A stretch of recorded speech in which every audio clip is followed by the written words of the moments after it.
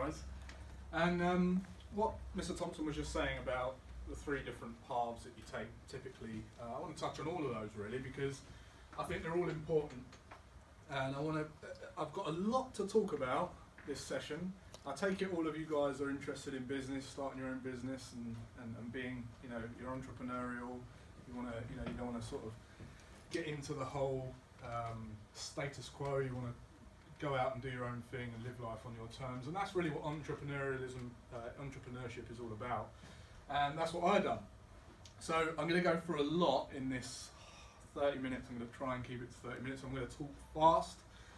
The idea isn't really that you take in and understand it all. It's just to spark off some light bulbs so that you start thinking differently to most of the other people on the planet and become one of the minorities that is able to go and live a life on your terms. So just quickly, anyone that doesn't know me, my name is Jason Greystone. You can find me on social.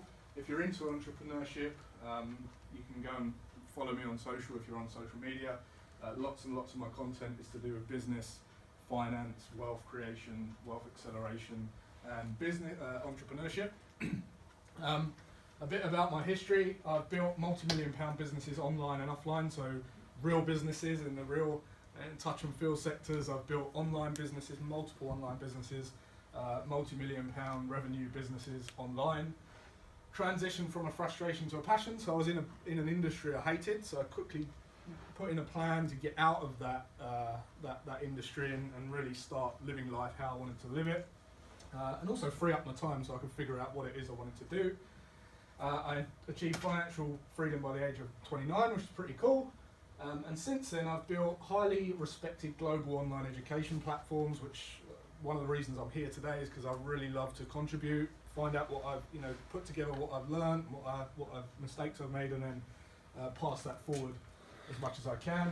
So we've been recognised by leading magazines, leading industry media, and I've personally raised over £100,000 worth of various charities. So I like to use entrepreneurship for good. I like to raise the profile, get the message out, get as many people on board, and then use that power to then create good in the world. And lastly, I failed all my exams at school, and I hated school. I was bullied at school, and I spent the last year of my school, my high school, eating my lunch in the toilet. I would leave school 5 minutes early so I could escape the people that were going to come, supposedly come and threaten me and attack me or whatever. So I don't have very good memories of school. I left school, I completely erased it from my mind, and I thought, right, what am I going to do now? So that's what I did, and I went out on this journey. And as I say, we've been now featured in lots and lots of reputable magazines. I was featured in Forbes magazine. Anyone familiar with Forbes? Forbes magazine? I was in Forbes magazine last week or the week before. Entrepreneur magazine. I've spoke at universities and done all the main mainstream podcasts and things like that in my sector. I've since then built, you probably can't see that, I'm not sure if that's too good, but I've built an online reputation as well. We're up to sort of 10,500 Instagram followers, 5,000 Twitter followers. There's about 130,000 subs on YouTube, and my personal channel's also got something in the range of 25,000. Really struggle to see that, but the point is, I've been able to do that just by following a set of rules, a tested plan that I've found to work, and it is implementable on, it doesn't matter what sector, what you love doing, any industry. What I want to talk to you about today is that plan, and I want that to sort of spark off some ideas in your head. So, the entrepreneur revolution. To understand the entrepreneur revolution, we have to start and think about the old way of thinking. So, if you went back 200 years, first person you'd meet is probably a farmer. Okay, the farmer would be working the land, and he'd own the land, and he'd be working the land to produce crops and meat and all the rest of it. And then this came along. They then started creating machines that would do the work of 10, 20, 30 farmers. Can you all see this, guys, yeah? You're right. And it done away with the farmers and allowed the steam engines to take place of the farmers. And then we went into the industrial age where they had factories of people building these machines. So we'd have very cheap labour, very high volume of labour, in a very small environment, doing away with all the jobs of the farmers and all the workers out on the land, and we're building these machines that would then come and take the jobs of all those people. And the same with technology. It's a very, very similar situation.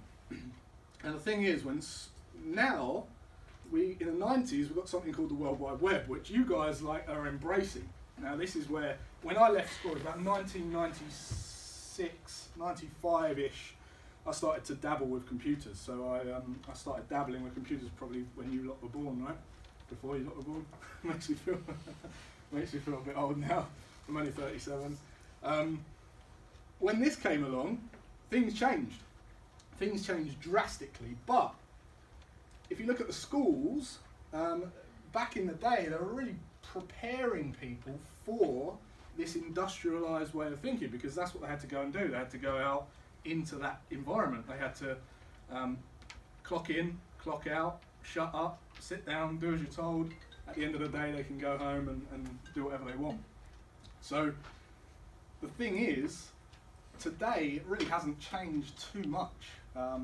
There's a problem where the school is a little bit behind the new way of thinking. So we're still sort of preparing people for this industrialised way of thinking when there's an abundance of opportunity out there on the internet, and online businesses have never been easier to start now. So I just want to show you this chart quickly because it might not mean a lot, but essentially what this means is, back in 1975, most businesses were valuable because of the things that you could touch and feel. So if you think about the farmers, right, they own the land, so that was the value, that was the asset to the business. If you think about the Daily Mail, which was an old newspaper, they used to have big prints on Fleet Street, loads of staff, lots of ground owned by the company, and that was their value, and the paper was the minimal value. You fast forward that to today, or 2015, and most of the value in the business is things that you can't touch and see. It's the digital assets. It's the intellectual property. So if you think, who's heard of Uber?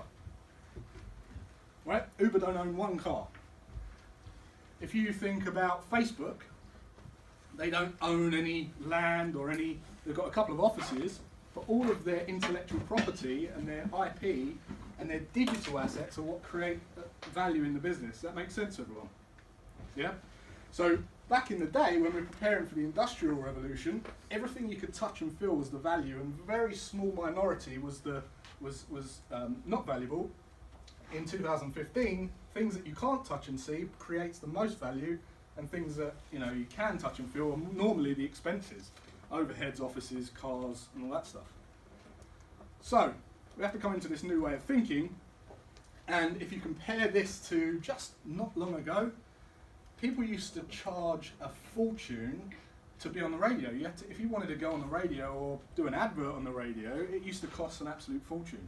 Now you can start podcasts for free, cheaply, easily, very, very small amount of money. News broadcasts, you've got Twitter now, so you don't need to go on the news. Before, companies would spend fortunes with news companies to say, please just give us a 30-second slot just to broadcast something we've done. Now you go on Twitter and you pump that thing out in seconds for free. TV programs, most people could not afford a TV program. You've got YouTube, adverts, Instagram, Snapchat, business networking, LinkedIn, and this is all free, right? And a syndicate community. Now you've got a Facebook group that you can set up for your audience, for your clients, and they're all locked into this group, and you can access them and talk to them immediately. I know you guys are really embracing this, but you must understand the power of this right-hand side here, because that is essentially how I've managed to create all of my businesses and scale them up. So, a few things to just go through now. Who dislikes most of the subjects in school? Right, I'm saying you like more subjects, or you dislike more subjects than you like in school. Yeah, yeah, it's fair, isn't it? Because you can't possibly like them all. Can't possibly like them all. I got the best grade I got in my GCSEs was art, because I just liked art. So when we're thinking about creating a business, we want to think about the subjects that you do like. So if you do like a certain subject at school, you guys doing like options and So you've selected some of you're only doing a select amount of.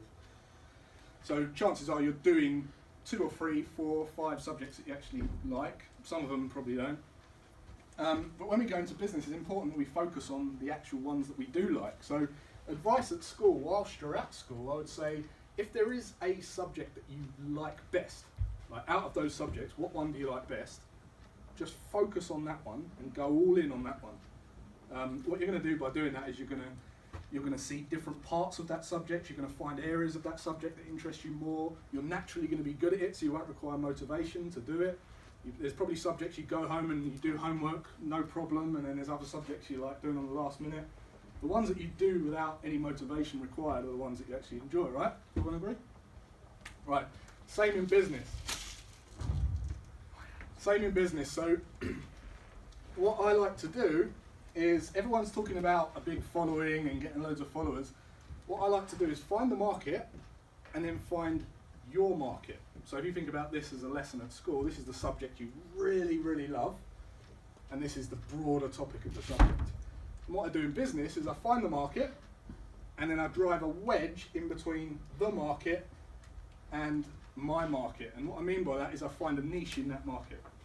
So focus on your tribe, not your followers. So all you need to be successful in business is a small amount of followers that absolutely love what it is that you do based on that small niche. So I went on Facebook and I tried to find the most niche group, and this is the Fruit Sticker Appreciation Society. So you know the stickers on fruit? There's actually a page set up for fruit sticker collectors, right? And there's, I can't see how many people, I think there's like 1,000 people on this thing. So you can go and serve, you love collecting fruit stickers, you create a sticker album, you go onto Facebook, you can serve these people, they're your clients.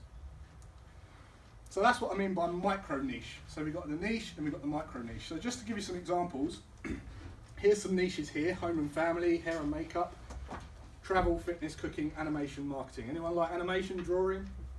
Yeah? I know you're very good at it, Morgan. Any of it? Any fitness? Hair and makeup? Yeah? Marketing? IT? If you look at the niche and then look at the micro niche, so home and family, you could go dog furniture, accelerated learning for babies.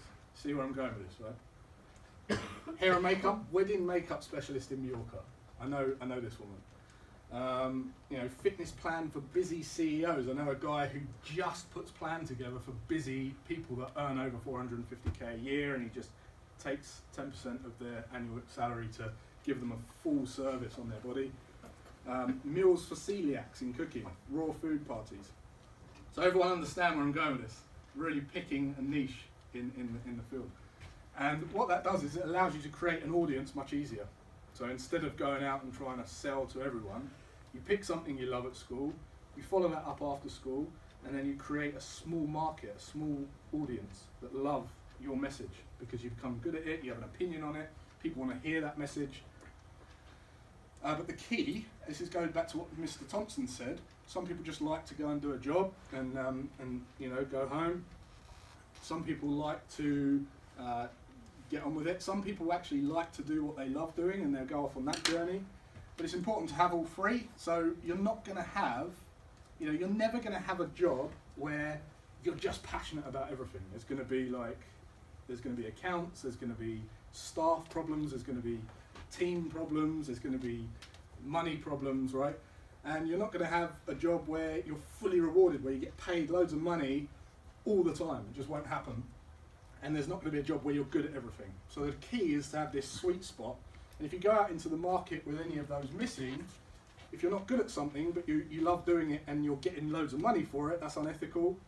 If you're going out and you're really, really good at something and you're passionate about it but you're not getting rewarded, you're going to feel unrewarded and you're going to feel unfulfilled if you don't like what you're doing but you're getting lots of money and you're good at it. So for instance, there's lots of doctors that get pushed into going and do a degree in becoming a brain surgeon. They really hate it, their parents made them do it and they are unfulfilled. I meet them people all the time. They come and work with me and I help them use their money to grow wealth. So with all that in mind, I know I'm going through a lot here. Now, is this all right, this pace for everyone? Yeah, everyone's sort of getting because this is really, really fast. I'm conscious of the time. Answer the public. So this is where we don't guess what people want. We actually give them what they want. So most people, they will go, "Oh, I'm good at cakes." Amelie's not in here, is she? Makes cakes, right? What they'll do is they'll go, "Right, I'm a really good cake," and then someone will go, "You're so good at making cakes, you should make a cake shop." And then they go and go, "Yeah, that's a good idea." So they go and put this plan together, and they open a cake shop. They sit there and wonder why no one's coming into their shop. But there's really no need to do that when you can go on and do your research and find out what people are searching for. So, for instance, in Godstone, there might be a high number of vegans who like natural ingredient cakes, who have babies and nowhere to go, so they're single parents, or their husbands at work, or their wife's at work, and they've got nowhere to go. If you can meet all 3 of those or 4 of those and then advertise yourself as the vegan cake shop from natural ingredients for single parents or parents with kids who've got nowhere to go, they can meet up. See where I'm going? You're going to have a much more oversubscribed audience, and you can charge more. You can have more fun because they're your ideal clients, and you're going to be good at it. You're going to be damn good at it because you're good at cooking. So this website, I don't know if you want to take a snapshot or make notes or whatever. This is called Answer the Public, and the really cool thing about this is if you have an idea, type it into this search bar here, and you get all these results of what people are searching for every single month. Every single month they're actually typing this into Google, and this will say something like, if you typed in, I can't see what I typed in there, but something like IT consultant, you'll have questions like, where can I hire an IT consultant that does WordPress websites? Make sense? And these are actual questions that people are typing in, they're not just made up. So you just pick one, and then you go and write about that. You write your opinions on that, you start providing services in that field. So find problems and serve competition. This is the next thing I want to talk to you about. This is where Mr. Thompson said people go off and work into one company, then they might go to another company in the same industry, go to another company. If you was to start a business and you didn't want to go all out and build a product from scratch, the other thing is to go and get a job and get experience in the field. This is what most of you will do. What most of you will do from the offset. You'll go out and you'll get experience in the field. So say you go into mechanics and you go into a car mechanic, right? And you notice that there's a problem, there's the same problem, whether it's a staff problem or a system problem or a product problem. It might be a tyre problem. And then you go, oh, I'm getting sick of this, right? I'm going to go and work for another one. So you go to another mechanics and they've got the same problems. And then you go to another mechanic and they've got the same problem. By the time you go to the 4th one, you're predicting what's going to happen. You start seeing patterns, and then you can solve a problem and go and serve every mechanic. Does that make sense? You create a problem you create a solution for a problem that's a problem in all of those, and you don't compete, you go and serve them all. So I've done that very effectively as well. And then we talk about the 4-product empire. This is something I'm working on with a young enterprise, you'll know. I've touched on this already.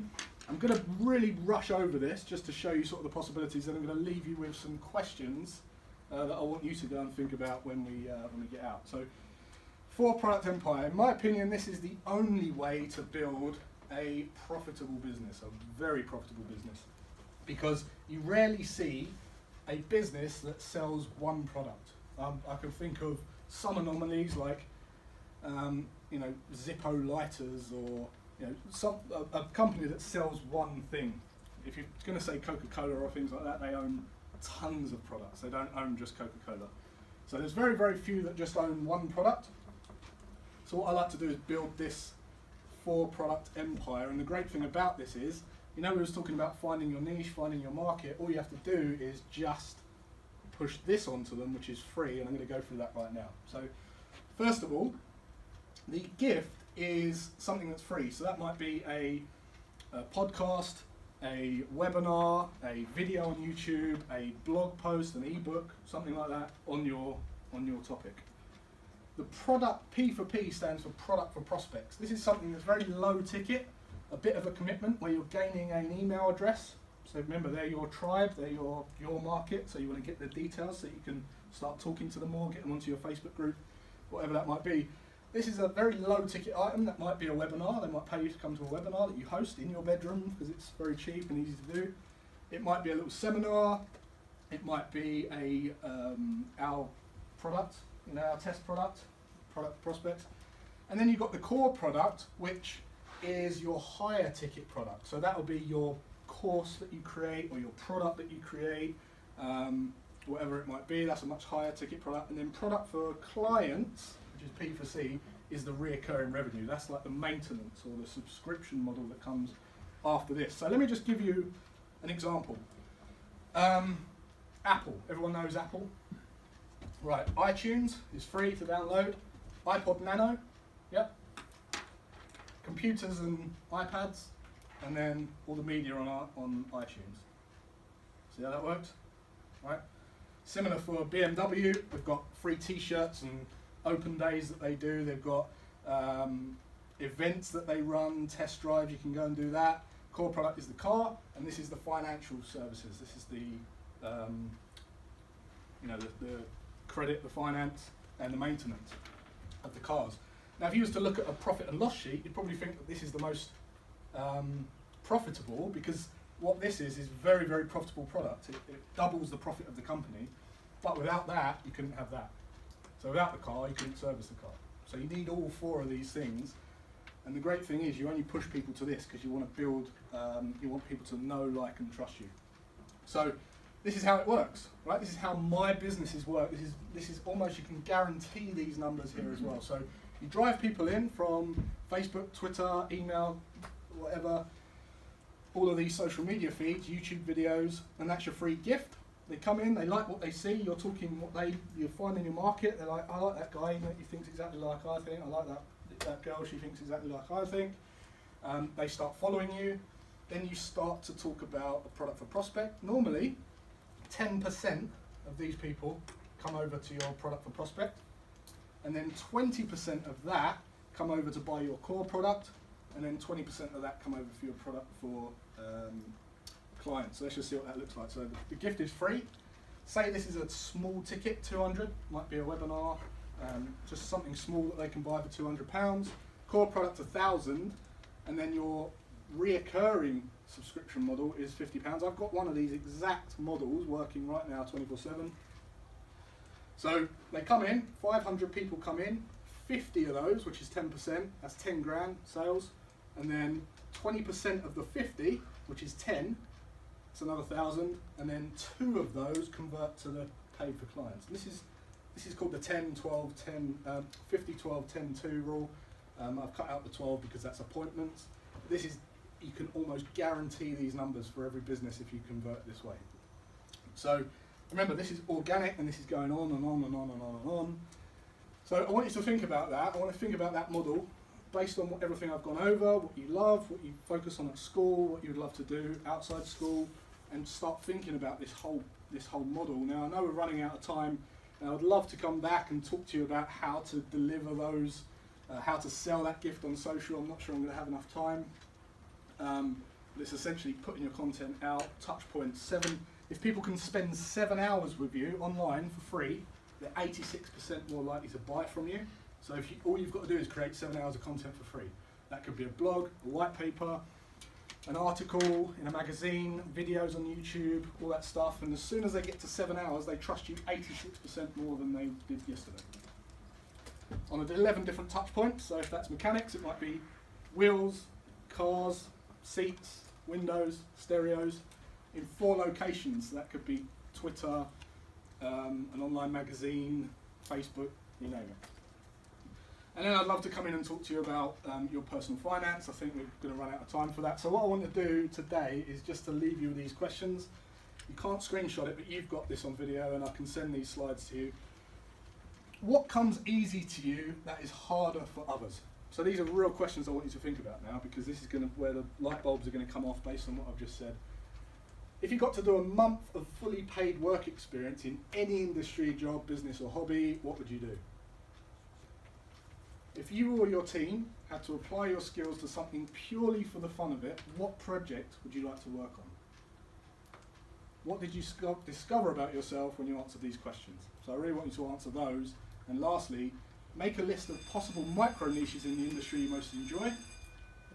Google some of the micro niches, or use answerthepublic.com to see if someone already has claimed this space or if it's available to you to own. And imagine if there was one specific thing you would love to be known for, what would it be? And I really, really want you to go and think about those. And if you figure out any answers, just tag me on social, put hashtag lightbulbmoment, and let me know your answers. So hopefully you've enjoyed listening to that, and hopefully some ideas you've got from that. And I'd really, really be interested to hear your ideas on social. So I wish you all the best for the future. Young Enterprise, I look forward to working with you on Thursday.